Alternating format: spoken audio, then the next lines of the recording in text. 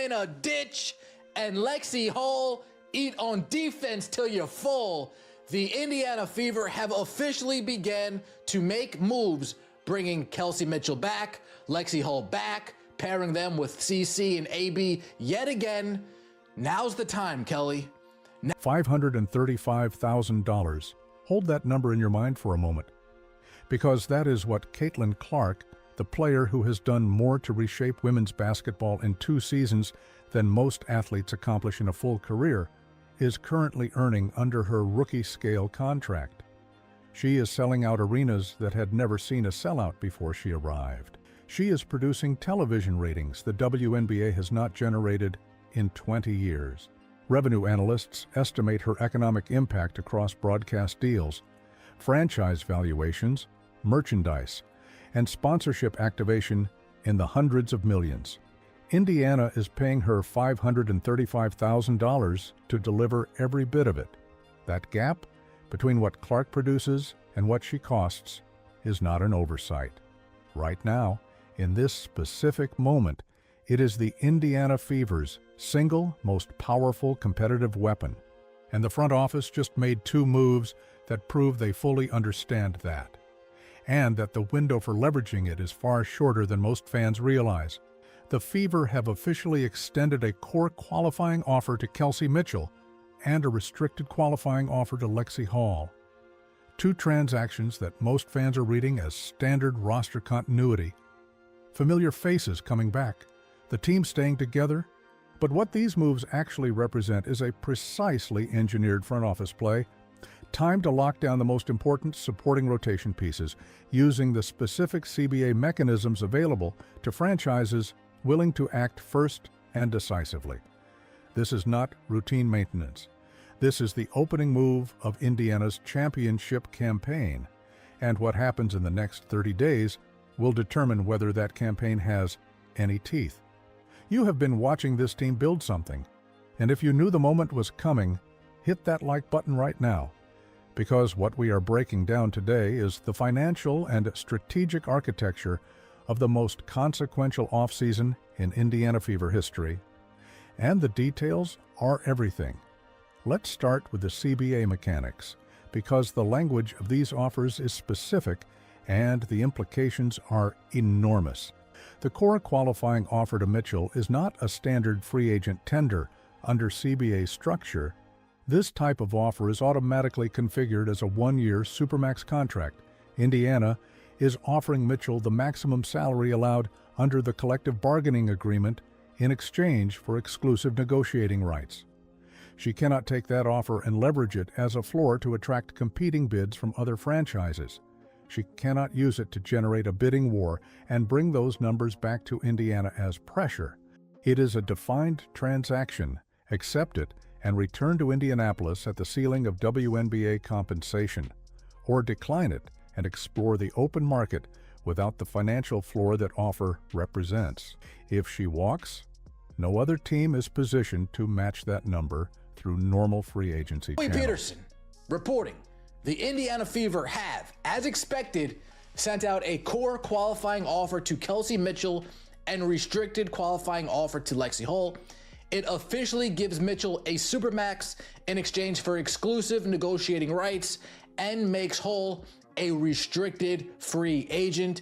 The only way the Indiana Fever lose Lexie Hall is if they refuse to match what another team. For Lexie Hall, the restricted qualifying offer creates a different dynamic, and this one cuts squarely in Indiana's favor. Hall enters free agency with the freedom to negotiate with any franchise and sign any offer sheet another team puts in front of her. But Indiana retains the right to match that offer, dollar for dollar. If they match, Hall returns to Indianapolis regardless of where the offer originated. The only pathway to losing Lexie Hall runs through a scenario where the front office decides that a competing team's offer sheet has crossed a threshold they are unwilling to meet. Given how precisely Hall's skill set fits this roster and this system, that threshold would have to be extraordinarily high. Read those 2 moves together, and what becomes visible is intentional architecture. Indiana has built a legal boundary around the two most critical pieces of their supporting cast, using the CBA's qualifying offer system to control negotiating rights and right of first refusal before outside competition can disrupt their roster vision. This is proactive design, not reactive management, and it sets the table for everything the front office does next. Here is the dimension of this story that most coverage is missing entirely, and it is the dimension that makes every single one of these decisions genuinely urgent. The urgency is not simply about keeping the team together, it is about the clock. Caitlin Clark is approaching the end of her rookie-scale deal. After next season, she becomes eligible for a supermax extension that could push her annual salary well past $1 million annually. Aliyah Boston is on a nearly identical trajectory, dramatically underpaid relative to her actual contribution, tracking toward her own extension threshold at roughly the same time. When both of those upgrades land, Indiana's cap sheet transforms completely. You are looking at a roster where Clark and Boston together consume the majority of available cap space, before a single dollar is allocated to any supporting piece. Then, factor in what Mitchell's situation looks like by that point, and the picture of a championship roster built around three cornerstone players becomes very expensive, very quickly. The WNBA operates under a hard cap. There is no luxury tax mechanism that allows franchises to exceed the ceiling by paying a financial penalty and continuing to add talent the way NBA teams absorb cap penalties during title chases. When you hit the hard cap in the WNBA, you stop, period. Which means Indiana's current financial flexibility, the ability to pay Mitchell at supermax, retain Hall, and potentially sign additional free agent impact players, exists only within the narrow window before Clark and Boston's extensions hit. 1 year. 1 season to stack this roster at a level that the post-extension financial reality will simply not allow. Tony East, covering Indiana sports, confirmed the qualifying offers publicly on April 7th and added financial context that the league has been parsing ever since. Under last year's CBA parameters, the core qualifying offer to Mitchell functions as a 1-year contract at the supermax level. 1 year, not a multi-season commitment that locks the roster into a fixed configuration for multiple cycles. 1 season at Mitchell's compensation ceiling, after which the entire financial equation resets. And by the time it resets, the landscape that Clark and Boston's extensions create will have fundamentally changed what building around them looks like. That structure is not a limitation. It is intentional strategy. Indiana gets Mitchell's peak contribution during the precise window where that contribution is most decisive, without creating long-term cap obligations that complicate the post-extension roster they will need to construct. From Mitchell's perspective, the calculus is equally coherent. Collect her maximum salary, compete for a championship alongside the most scrutinized and most marketable player in women's basketball, elevate her statistical output playing off the best passer in the league, and re-enter the market next offseason with the most leverage she has ever carried.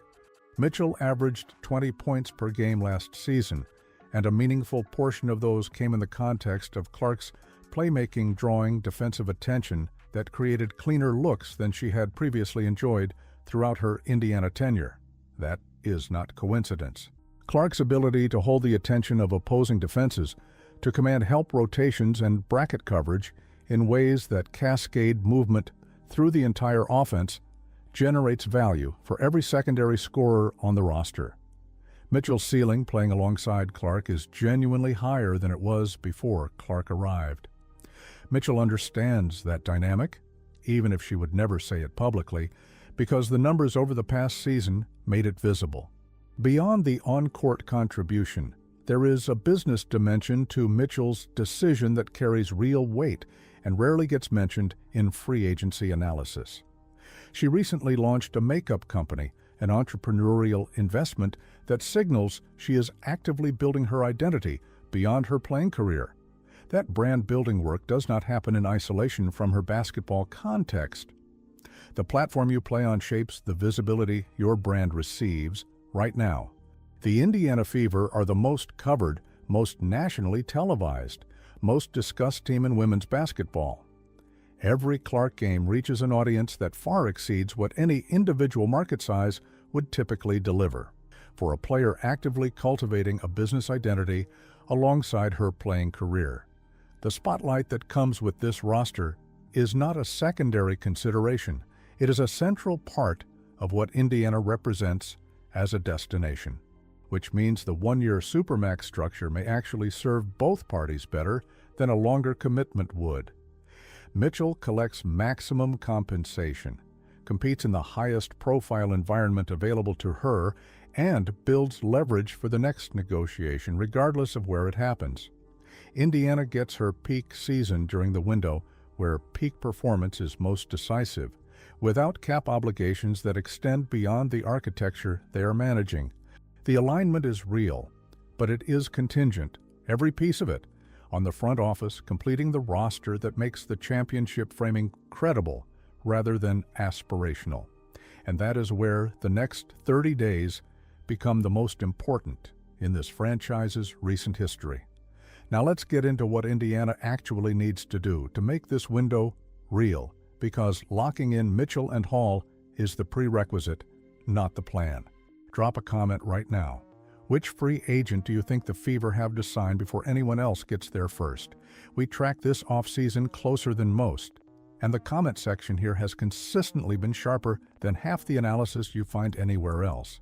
Tell me what you're seeing. Lexie Hall's situation warrants more analytical attention than it typically receives, because her value is embedded almost entirely in what she does without the basketball. Hall is a 3-and-D wing in the truest sense of the role. She spots up in corners, knocks down open threes generated by Clark's court vision and playmaking, and covers the opponent's most dangerous perimeter player on the defensive end. That profile does not produce box score heroics or highlight compilations, but championship caliber rosters require exactly this kind of specialist, the player who executes within the system without demanding touches or shot volume, who creates floor spacing that amplifies what the stars are doing, who stays disciplined in her role without ego friction. Playing alongside Clark will keep Hall's shooting percentages elevated in a way that would not translate equally to other environments. Clark's passing range and defensive gravity manufacture open catch-and-shoot opportunities at a rate that most primary playmakers simply cannot replicate. If another franchise signs Hall based on those elevated numbers and then deploys her in a different offensive system with a different primary creator, her production looks materially different. The restricted free agent structure means Indiana gets first right to match any offer she signs, and the argument for matching almost anything reasonable is airtight. Hall fits this specific system in a way that is difficult to replace at any realistic price point she commands. The move that separates Indiana from legitimate contender to genuine championship favorite, and most people who follow this closely keep landing on the same name, is Azura Stevens, an unrestricted free agent entering the market with full leverage, no former team holding qualifying rights, and a skill set that fills the single most important gap on Indiana's current roster. Stevens can stretch the floor from the four-position eye, protect the rim without creating paint congestion next to Aliyah Boston, and bring the kind of veteran postseason composure that young rosters consistently lack when elimination pressure actually arrives. Map out that potential starting lineup, and the picture becomes very clear. Clark orchestrating at the point, Mitchell hunting clean looks off the ball on the wing, Hall parked in the corner as the 3-and-D specialist, Stevens at the 4 providing size and spacing, Boston anchoring the front court. That is a group that competes with anyone in the league. That is a lineup capable of winning a 7-game series against New York, handling Minnesota's physicality, challenging Las Vegas defensively, not just on a good night, but consistently across a playoff run where adjustments happen and margin gets thin. The complication is that Stevens understands her value and has options. Multiple franchises will be building their cases. What Indiana holds that no other team can replicate is the Clark variable, the national television presence, the playoff atmosphere embedded in every meaningful road game, the organizational momentum that makes signing with Indiana feel like joining something historic. For a veteran player who understands that her next significant contract may be one of her last major paydays, the opportunity to compete in the most scrutinized environment in women's basketball carries genuine weight alongside the dollar figure on any offer sheet. That is Indiana's pitch. It needs to happen before another franchise makes the same argument more persuasively. Before we continue, if this channel has been your go-to source for the analysis that actually cuts through the noise on what is happening in Indiana and across the league, becoming a member is the best way to make sure we can keep this going. Hit that join button below. Every member makes it possible to keep going deeper. Here is the dimension of this story that almost never gets addressed directly. Stephanie White's coaching accountability. White enters 2026 with the most talented roster she has ever worked with, and a margin for error that has been reduced essentially to zero. What she demonstrated in the second half of the 2024 season, the period after the Olympic break when the offense was reorganized around Clark's playmaking, was a genuinely dangerous version of this team. Clark controlling pace, orchestrating movement, making reads at the point of attack that the league had not seen from a guard in years. Mitchell operating off the ball in exactly the role she fits best, hunting clean looks, executing within a system rather than carrying the burden of primary creation. Hall spacing the floor and competing defensively with intensity. The results were evident. Appointment, television basketball, a playoff push, and the first real evidence that this group, when properly organized, can play with anyone. White has to replicate that, deepen it, and sustain it across a full 80-game season rather than a final stretch. The role clarity that Clark's system creates is the foundation for everything this roster is capable of achieving.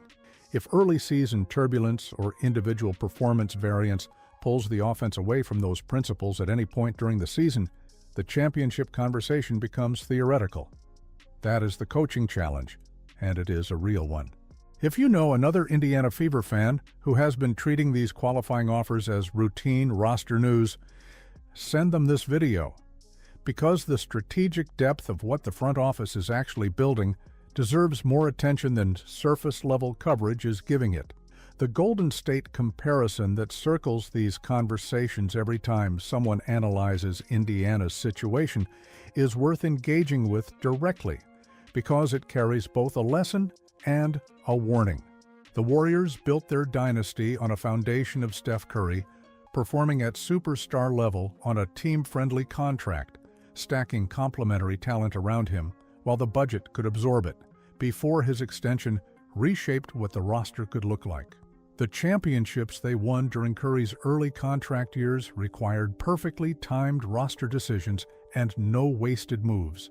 The WNBA's hard cap makes that calculus even more unforgiving. In the NBA, you can absorb a bad contract, pay a luxury tax penalty, and keep building.